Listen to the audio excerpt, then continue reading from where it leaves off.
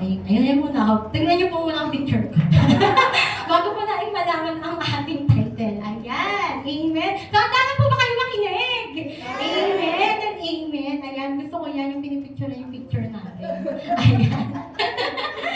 Okay. So, ngayon po, ang tatalakayin po natin sa ating devotion is faith in the midst of the storm. Amen. Pag sinabi po natin faith, ano po pong unang pumapasok sa isipan niyo pag narinig niyo yung faith?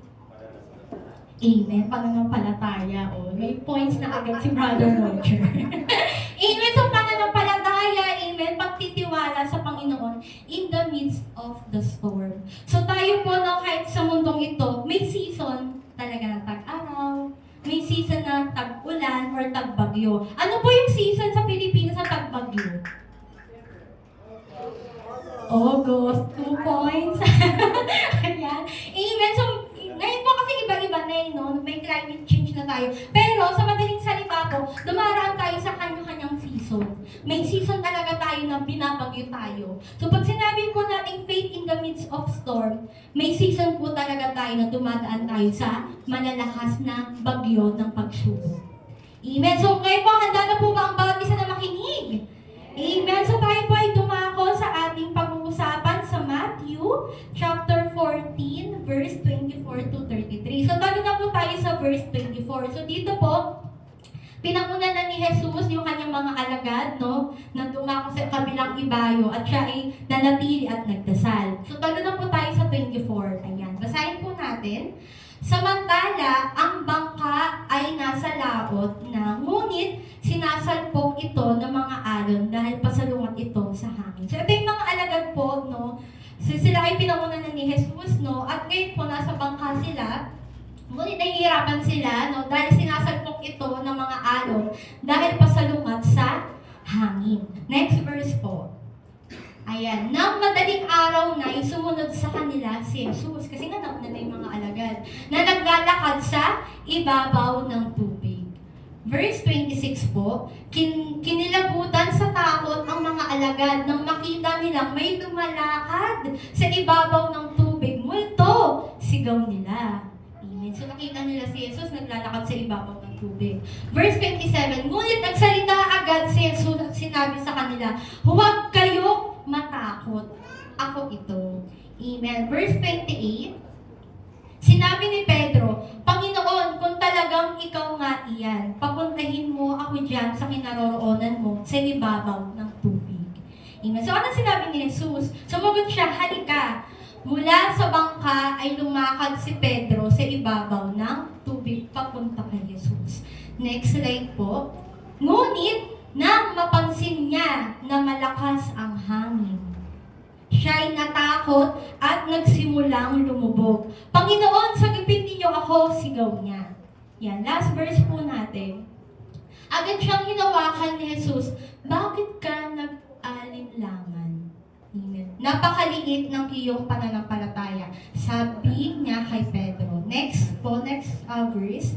Ayan. Pagkasakay nila sa bangka, tumigil ang hangin at sinamba siya ng mga nasa bangka. Tunay nga po kayo ang anak ng Diyos, sabi nila. Amen. So napakagandang talata po ito at alam po natin, familiar na po tayo dito. Pero himay-himayin po natin kung ano po ba yung revelation ng Panginoon sa umagang ito. So balik po tayo doon sa verse 24.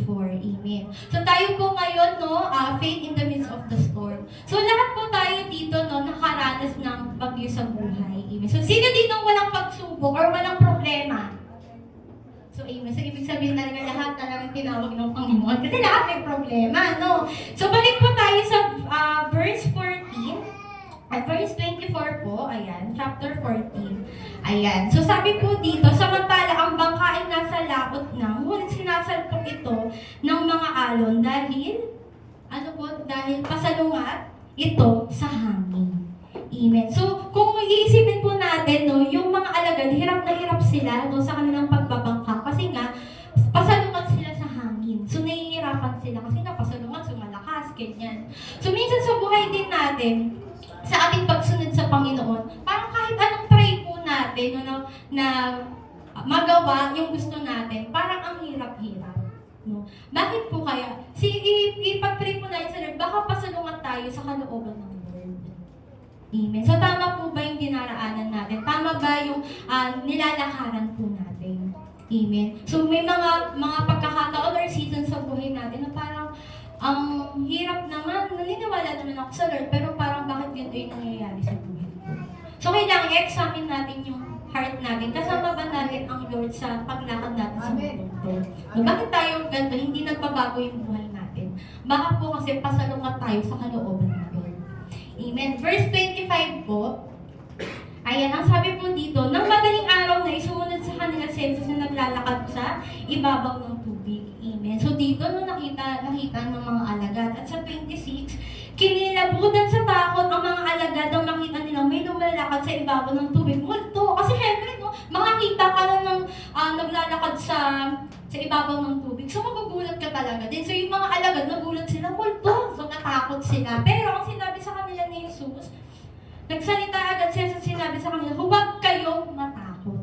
Amen. Ako ito. At sa 28 po, no, sinabi ni Pedro, Panginoon, kung talagang ikaw nga iyan, papuntahin mo ako dyan sa kinaroroonan mo sa ibabaw ng tubig. So dito si Pedro, nakita natin yung talagang obedience niya. Yung gusto niya, dahil andyan ang Panginoon, nakita niya ang Lord, gusto niyang makalapit sa Lord. Amen. So tayo po lahat dito, no, lahat tayo nakapakarinig, lahat po tayo, hindi aksidente na naririto po tayo. So ngayon, no, dahil nakita natin, narinig natin ang boses ng Panginoon, no, gusto natin mas makalapit sa Kanya. Amen. So ayun po yung ginawa ni Pedro. Panginoon, kung kayo po talaga yan, no, hayaan niyo pumunta dyan sa kinaroroonan niyo. So tayo po, no, bilang mga nakarinig na ng salita ng Panginoon, alam na natin, ito yung boses ng Lord, no. Pagsikapin natin na lumapit pa sa presensya ng Panginoon. Pero sa ating paglapit sa Panginoon, ano nangyari kay Pedro? Ayan, sa verse 29. Sumagot si Lord, no? Sumagot si Jesus, halika. Amen. So, syempre gusto ng Panginoon na makalapit tayo sa Kanya. Mula sa bangka, lumakad si Pedro sa ibabaw ng tubig, papunta kay Jesus. So, dito po, no, nag-obey si Peter. Talagang sinabi ni Jesus na halika, dumiretso siya. So dito, hindi naman sinabi or specific ilang hakbang si Peter. Pero dito nakapaglakad na siya. No? Kasi sumunod na siya, halika, sumunod na siya kay Jesus. Nakapaglakad si Pedro sa ibabaw ng tubig. Ngunit, ano pong nangyari sa verse 30? Ngunit nang mapansin niya na malakas ang hangin, siya'y natakot at nagsimulang lumubog. So ibig sabihin, si Peter po, nakakapaglakad na siya. Nung papunta na siya kay Jesus, napansin niya, ang lakas ng alon, ang lakas ng hangin, no? So siya, anong nangyari? Natakot siya. Anong nangyari sa kanya? Dahil natakot siya, nagsimula siyang lumubog. So mga kapatid, sa ating paglapit sa Panginoon, meron talagang inaalaw ang Lord ng mga malalakas na hangin at pagsubok, malalaking alon ng pagsubok sa buhay natin. Now, ang tanong po, sa ating paglapit, saan tayo nakafocus? Kay Jesus? Or doon sa mga malalakas na bagyo ng problema? Or malalakas na alon? Amen. Once po tayo ay susunod sa Panginoon, meron talaga tayong mararanasan mga kapatid na mga malalakas na alon. Kasi doon matatas yung faith natin. Hanggang saan ka susunod at magpapatuloy sa paglakad mo kay Jesus? Pag may malalakas na alon ba, matatakot ka, mawawala yung focus mo. At kapag nawala ang focus mo, magsisimula ka ng lumubog, kapatid. Pero salamat sa Panginoon, anong nangyari kay Pedro? Panginoon, tumawag siya sa Lord. Panginoon, sagabin ninyo ako, sigaw niya. At anong nangyari sa verse 31? Agad siyang hinawakan ni Jesus. Ayun mga kapatid, no? At sinabi ni Jesus sa kanya, bakit ka nag-alinlangan? Napakaliit ng iyong pananampalataya. So dito mga kapatid, na matatanong natin sa sarili natin, maglilingkod lang ba ako sa Lord pag walang problema? Amen. Or maglilingkod ako kahit may pagsubok. Mahirap sumunod, mahirap magtuloy-tuloy sa buhay Kristiyano kasi ang daming problema eh. Pero sinasabi lang, bakit ka nag-alinlangan? Amen. Where is your faith? No? Napakaliit ng iyong pananampalataya. Pero salamat sa Lord, no? Kahit anong pagkukulang nating kapatid, no? Mga pagkakamali natin, isang tawag lang natin sa Lord, lagi siyang nandyan para kunin yung kamay natin sa gapin tayo. Amen. Salamat sa buhay ng Lord kasi lahat tayo nagkakamali, no? Wala pang perfect sa atin. Kaya nga lagi tayong lumalapit sa presensya ng Lord eh. Kasi sa mundong ito, talagang nakakontaminate tayo ng mga kabunduhan, ng mga tukso. Pero salamat sa salita ng Lord, kaya nga po tayo may Bible study. Amen, may prayer meeting tayo, may intercessor tayo. Kasi kailangan po natin magpalakasan. Bakit? Kasi nga, may mga darating po talaga sa ating season na babagyuhin tayo. Malalakas na alon, malalakas na bagyo. Pero sabi ng Panginoon, bakit ka nag-alinlangan? Amen. Nakita na natin lahat ng miracle ng Panginoon. At naririto ka, kapatid, kasi nakita mo kung paano kumilos si Lord sa buhay mo before. At ano pa kayo, no? Ang layo na natin, 2026 na tayo. Ngayon pa ba tayo mag-aalinlangan sa Panginoon? Amen. Kaya nga pinapaalala ng Lord, no? Faith in the midst of the storm. Hanggang saan ka mananatili sa Lord? Amen. Sabi niya kay Pedro, at sa verse 32, ang sabi po doon, pagsakay nila sa bangka, tumigil ang hangin, ayan, at sinamba siya ng mga nasa bangka. Tunay nga po kayo ang anak ng Diyos. Amen. So mga kapatid, sa patuloy po natin paglakad sa Panginoon, patuloy natin mararanasan yung kapangyarihan niya. Para maranasan natin yan, kailangan talaga natin dumaan sa mga iba't ibang pagsubok. May mga leveling po yan eh. Amen.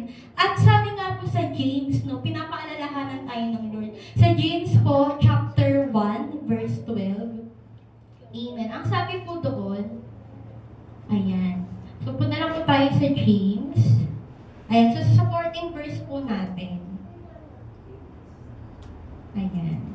So, sa James 1, verse 12, ayan. Pinagpala ang taong nananatiling tapat sa kabila ng mga pagsubok. Sino po yung pinagpala? Yung mga taong nananatiling tapat.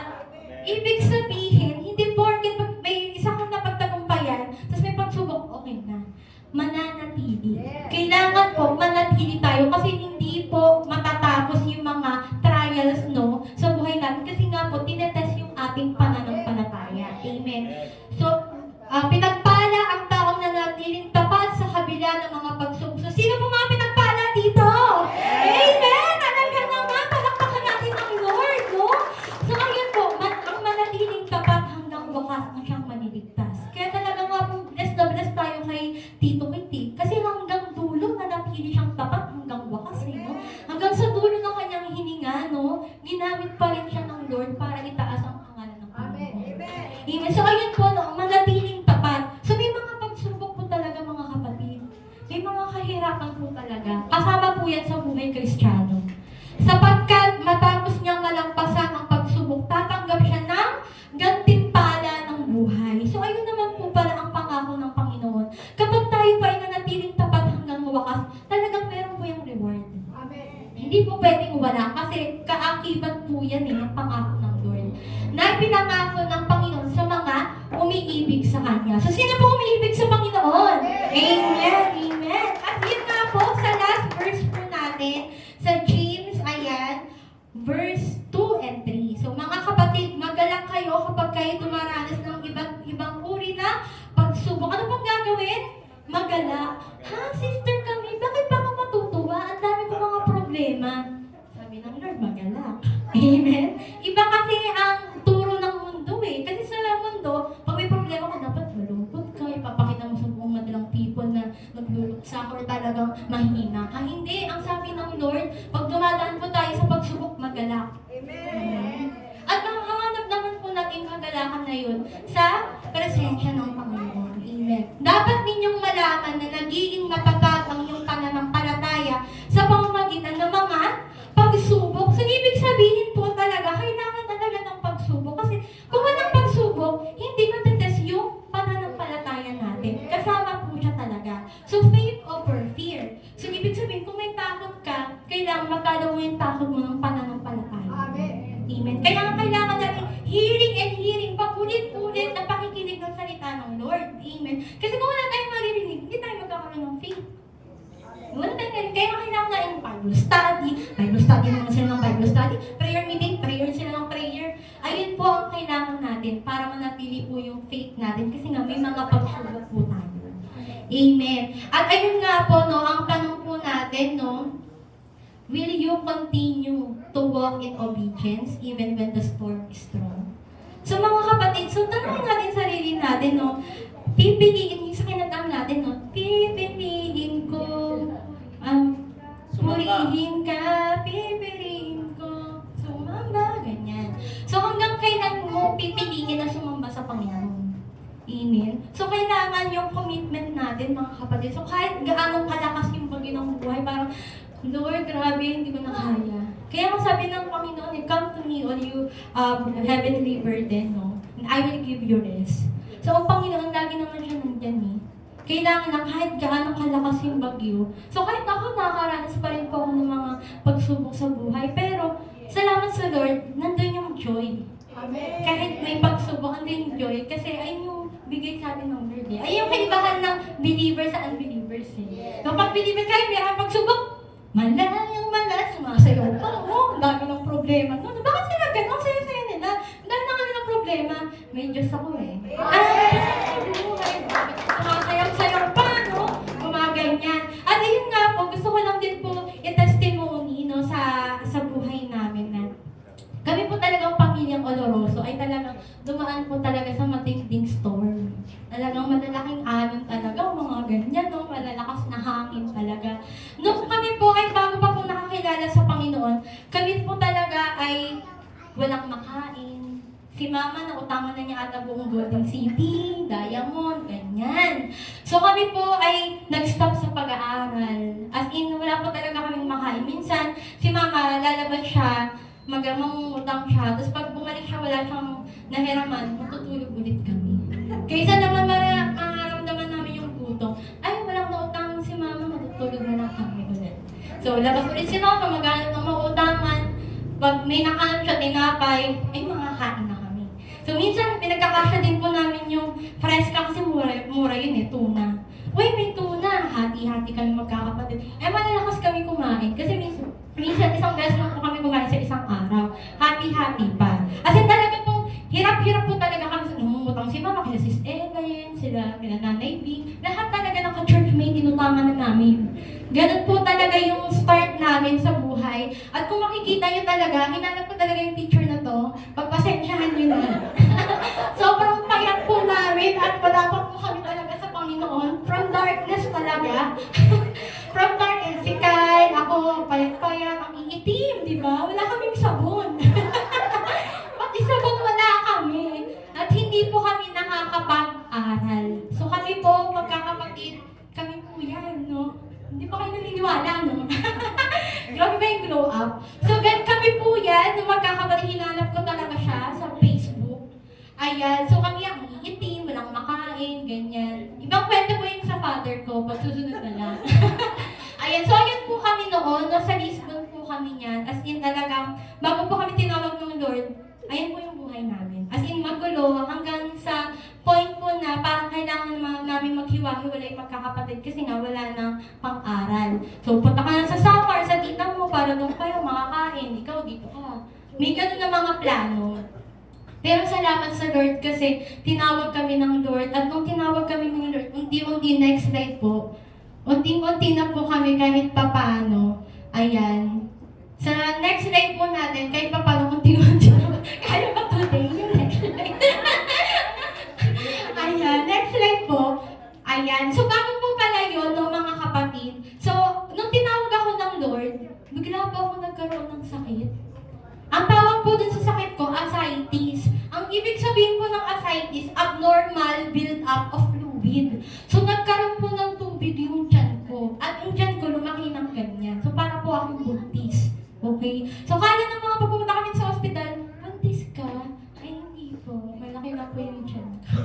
Ganyan. Yung pala, ang tawag po sa sakit ko nun, ascites. Pumunta ka po kami sa Lasal, hindi po nila maipaliwanag kung ano po yung sakit ko. Hanggang sa pumunta na po kami sa PGH. At yung doktor ko po, 5 po yung doktor.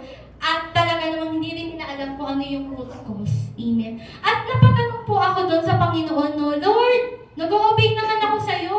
Nung nakakilala ako sa'yo, diba? Lumakad ako sa'yo eh. Pero bakit may ganito? Bakit? The more na lumalapit ako, parang the more na, ang hirap-hirap, Lord. Hindi na nga kami nag-aaral, wala pa kami makain. Nagkasakit pa ako. Lord, grabe naman yung bagyo, no? Hanggang sa nakita ko yung talatang to, yung naglakad si Pedro, ganun pala, no? Kapag susunod ka sa Lord, itatest yung faith mo. Amen. Mayroon talaga mga darating na mga malalaking bagyo.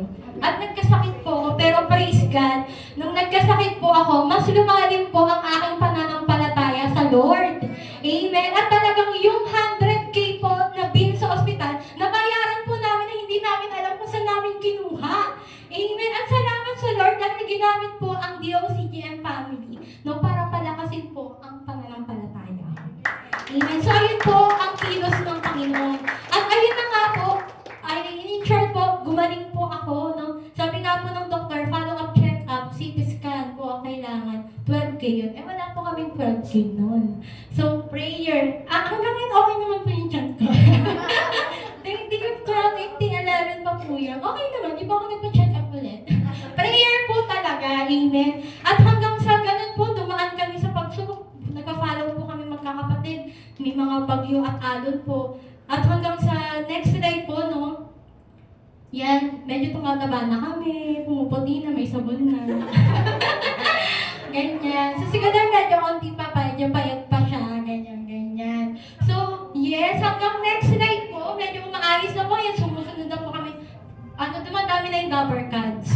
So, lumalaki na po ang pamilya namin, ganyan. At nakikita niyo na may glow up, no, kahit din sa before. At hanggang sa salamat po sa Panginoon, no, next slide po, ayan, yung magkakapatid na dapat maghiwa-hiwalay ay hanggang ngayon sama-sama pa din. Sa galing sa Panginoon, amen. Ayan yung kinasal nga po si Celine, no, salamat sa Lord, no, in time. Huwag yung i-pressure! Huwag yung i-pressure! Darating din po tayo doon. Yes!